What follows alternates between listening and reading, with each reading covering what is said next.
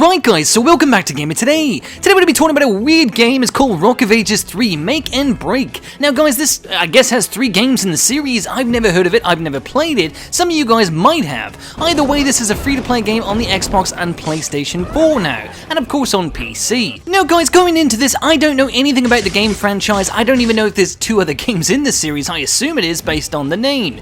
Either way, can't be bothered to look it up, but you guys can if you do care. Anyways, the first thing I did notice when I popped this in on a 4K display, the content is very hard to read. The text is like super small and a very weird font.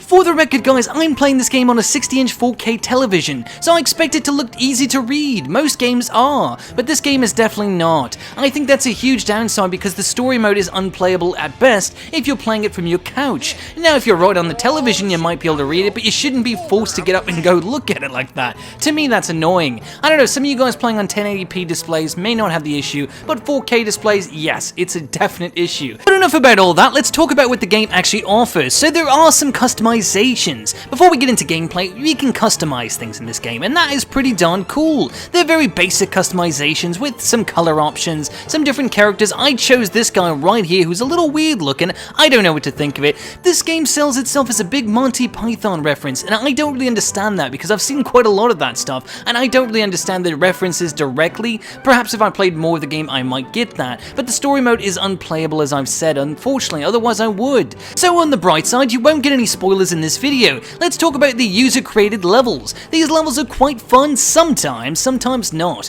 When you jump into them, there's tons of different levels to play, tons of different things you can do, and some levels are different than other levels. Some levels have you actually just doing a simple race, and that's quite fun. You'll also notice there's a bunch of different ball options, which is funny to say, I know, a lot of different ball options. This game is basically rolling a ball down a hill and trying to go into a castle, you know, the finish line most of the time, but there's other things that you do in this game, and it's quite silly and funny at best. I chose this pumpkin and I was a little confused because you're gonna see I can't break just everything. There's certain things that are breakable and certain things that are not breakable, and I feel like it's not directly obvious when you first turn on the game what is breakable and what is not. Also not very obvious when you're gonna die, because I know this pumpkin, watch this. Watch my screen here. I don't even know how I died, but I just died. And the pumpkin was the only one I had this trouble with, but watch my little indicator at the bottom screen. So you guys heard the sound effect, you know what's going on. Just instantly I'm dead. I don't like that. I don't know. That made the pumpkin unplayable for me. So unfortunately I didn't use the pumpkin very much after this because that was a huge turn down. It happened more than once and I was just getting quite frustrated. But like I said, with these user-created levels, there's many different types of game modes to play, so you won't get bored very fast, hopefully. But either way, if you do get bored, there's one thing you do need to try, the Humpty Dumpty levels. These are hilariously fun, and they're very simple, but they're very fun. Obviously, you break a lot of things and you flap around. It is a total good time. And the same idea is you just get to the end and basically try to break as much as you can on these, and if you want to, and then get to the finish line. And that's pretty much the whole point of it. It's kind of fun. I don't know if you could play these with 2 players or not. I assume you can, but I have no idea. I didn't have anyone to play with, and there was no AI against me either. So again guys, there's different balls. They all have their weaknesses and strengths. I also like this ball a lot. This is the most, you know, typical ball you're going to see. It's the first ball in the game. Most people are going to choose this ball over the other ones. And this one is really great, but the thing is they all control very differently. This ball is very hard to get used to because it's very heavy, so it doesn't turn very fast. And look at these guys on the bench. Oh my god, I just massacred them. Look at that, it's crazy. Okay. Going into the next one, let's talk about another Humpty Dumpty level. Look at his little arms, they're flapping around, it's crazy. That is why Humpty Dumpty is so great. He's just a good old time. And I like that war paint thing I've got going on. It reminds me of Lord of the Rings, you know, with the Solomon's Army thing. I don't know, does anyone else think that? A little bit.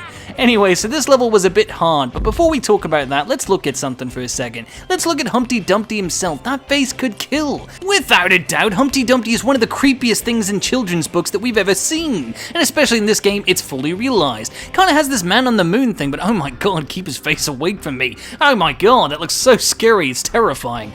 Children at home, shield your eyes, or put your mask over your face, that might work. But yeah guys, this level's a lot harder than the last Humpty Dumpty level that we talked about. Yeah, I know that sounds silly, but this is a good one. This is a good platforming level. You need to actually pay attention to where you're going. It's not a straight shot to the goal, which is the castle. In this case, the finish line is a bit tricky to get to, so you need to pay attention. But But anyways guys, as we try to complete this level, let's talk about one thing. This game is actually playable in split screen. That's great because if you have family and friends over, you could always play this silly game, and it's just like a little party game at that point, and you can just play some of these user-created levels. Created levels, you know what I'm talking about? Holy crap, Humpty Dumpty oh!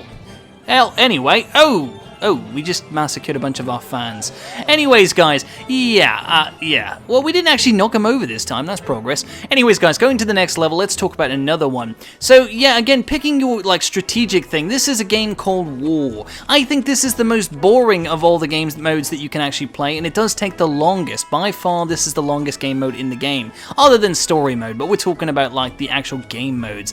And now, here's the one thing. This would be a little bit more fun if I knew how to actually play it. When I first turned on the game, I'm like, what do I do? So I sped this footage up, guys, by 2 times because I didn't have patience for you guys to watch this. I had no idea how to get the ball to just, start. I'm like, what do I do? I'm like, well, there's the goal. I mean, there's the start line, and I was trying to find the goal, but I'm like, I just want to get the ball there so I can start playing the game. Because I know that there's this whole making and breaking thing. The making thing of this game is that you can make these levels within the game yourself. Once I found the goal, I'm like, okay, I'm ready to actually play. Can I actually put the ball down? So I pressed and mashed every single button until eventually the game just started making noises and it started. And I was like, okay, well, finally at least I'm playing, but I don't know how I did that.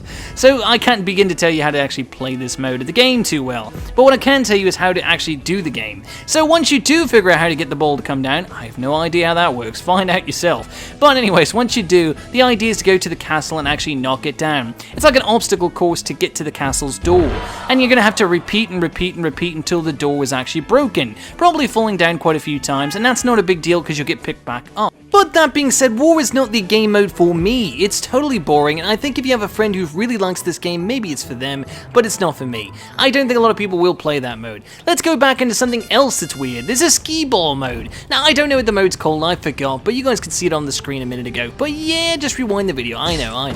But anyways, guys, there's a Skee-Ball one. And this one's kinda dumb. I'm gonna tell you why it's dumb. It sounds fun, it sounds cool, right? I like the idea of it. Of course, I keep falling off because I picked the wrong ball for the job.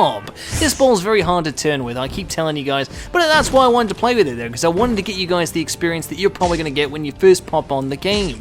And this is the first ball you'll see, so you'll probably use it a lot and fall off like I'm doing. Hopefully not, but maybe not. I had to take it out on the villagers, that's how upset this ball made me. But yeah guys, this is a skee-ball course, which means you know what skee-ball is, you gotta get in the holes. And watch what I did, I actually jumped too early and missed the hole, and this is where I learned about the big issue in this game mode that really irritated me. Now I'm playing against an AI character, okay, so the computer character, and watch what happened. So he got put down, I bumped into him trying to stop him so he couldn't get in the goal, but he ends up jumping in the bottom hole, which doesn't even give you a dang point to my knowledge, and he got the win. This is massively irritating because there's no point in the actual point system in the skee-ball mode. It really doesn't make a difference. Yes, it does in some ways, which we'll talk about in a minute, but the idea that if another player actually just jumps in one of the holes first, the game actually restarts and the next level or the next round begins, so you don't get your chance to actually jump in and get a better hole position, and that's kind of irritating. I guess the reason for it is so the game mode isn't so slow paced, it's a little bit more fast paced. I get it, I understand it, but it's still dumb to me because I felt like I got cheated, you know? I kept falling off multiple times, so I really wanted to get at least 1 point before the dang match ended or the round ended. So eventually I did get my fair chance to actually get a point, and I was really irritated at this point because I was like, why? Why do I have to do this again? I should have had my chance to get a higher score than that other ball. So anyways, yeah, I did get in like the number 4 spot, and you could see my points were definitely higher than the AI or the computer player, so that's how the game works. Anyways guys, then there's these more straight shots. I noticed there was a cube. I guess there's an unlockable cube, and you'll notice something. There's a Katamari thing going on right there. What? And then you see that mad block, and then whoa, let's just talk about that bullfrog for a moment. He should have his own game. But yeah guys, this level's nothing other than a basic race with some obstacles. I get that, but it's still pretty cool, and you can make your own levels using these guys in the game, these obstacles. They're pretty cool. I think it's an interesting thing if I can actually read what was on screen. Anyways guys, so we got this other ball here, and this is an armored version of that original ball we actually been using, the one that I told you is very hard to turn with, the first ball in the game. And you can see there's also this like elliptical kind of thing going on, this like wheel I guess guess it would be the best way to put it, wheel. And he's really good at turning and he's good at speed, but my guy, or this shield guy here, he ain't very good for anything other than breaking things, which you could be expected. He's super strong, he knocked him out of the way, no problem.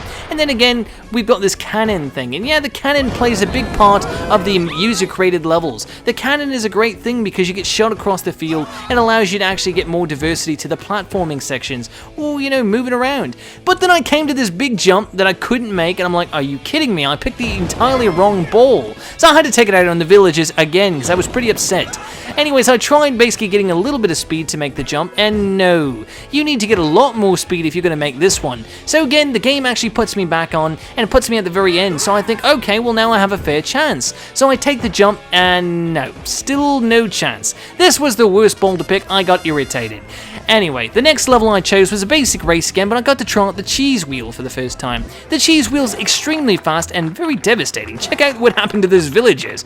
Wow, killed by cheese, who saw that coming? But yeah, let's talk about Mr. Cheese for a second. He actually controls very easily. He's one of the first things you probably should try in this game. If you're just trying to do the races, he's a great character to choose, or the right ball to choose. Anyways guys, enough about these user-created levels, we've talked enough about them. Let's talk about that story mode. Now guys, I didn't get to play much of this story mode, there's no spoilers in this. This is all the basic part of the game. And this is where the Monty Python references are supposed to be, from my understanding. Check out these two bozos, I don't know what's going on, but it's creeping me out. I don't like it at all. The versus thing is just totally tripping me out. Don't like it, I don't know, maybe you guys think it's cool, I think it's creepy. But one of the things I did notice about the very first level of the story is it looks a lot like Samurai Jack. If you guys remember Samurai Jack, there's actually a new video game coming out for Samurai Jack. It was a Toonami Cartoon Network thing. Basically, it was like the anime of Cartoon Network. It was like that Toonami special thing. It was more like adult and teen kind of thing. It was more for teens, but it was basically where all these different like anime things were shown.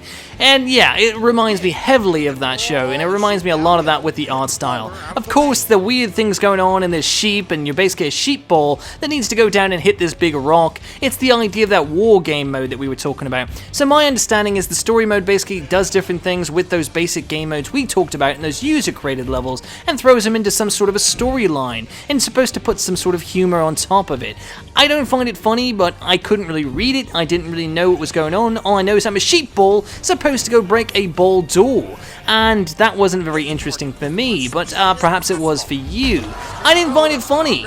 I don't know, you get a couple minutes of my time on story modes, and if you don't get me in the first try, yeah, I'm probably not going to play it. But yeah, guys, that's everything I know about Rock of Ages 3. Now, you guys could teach me in the comment section about that making mode, but the breaking mode, basically the fun mode, yeah, that's all you need to know. That's really basically all there is. Make your own levels, play with your friends, you can play split screen or online with other people. It's a good time. I don't think this game is for me, it might not be for a lot of you out there, but if you like those rolly ball games or something like that, this could be a good time. It's kind of like Katamari in some senses, if you do some of those obstacle courses with a lot of the animals, because the ball actually gets picking them up, you know, you start picking those animals up. It's like Katamari Damacy. If you guys know what that game franchise is, they need to bring it back. It was a good game franchise, way better than this one. I know this is free to play, not fair to say, but this is definitely not the game for me. Again, great game, I think it's cool, but yeah, it lacks a lot of content and detail, and there's so many oversights, and there's just not enough content to the game for me. Anyways, guys, I think you'd have a good time with Rock of Ages 3. If you've seen anything that you liked in this video,